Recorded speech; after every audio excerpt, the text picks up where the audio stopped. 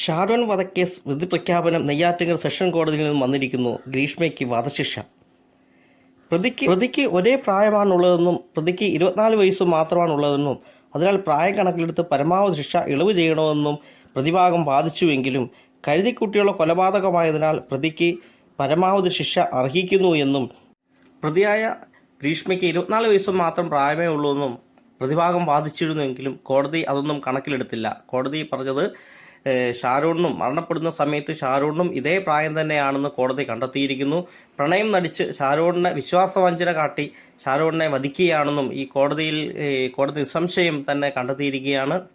അതിനാൽ ഗ്രീഷ്മ ഒരു തരത്തിലുള്ള മാനുഷിക തലവും പരിഗണനയും അർഹിക്കുന്നില്ല എന്നും പ്രതിക്ക് വധശിക്ഷയാണ് കോടതി വിധിക്കുന്നതെന്നും കോടതി രാവിലെ പ്രതിപ്രഖ്യാപനം നെയ്യാറ്റിൻകര സെഷൻ കോടതിയിൽ നിന്നും വന്നിരിക്കുകയാണ്. കൂട്ടുപ്രതിയായ അമ്മാവൻ, അതായത് തെളിവ് നശിപ്പിക്കലാണ് ഈ അമ്മാവൻ്റെ എതിരെയുള്ള ചാർജ്. അമ്മാവന് 3 വർഷത്തെ തടവ് ശിക്ഷയാണ് കോടതി വിധിച്ചിരിക്കുന്നത്.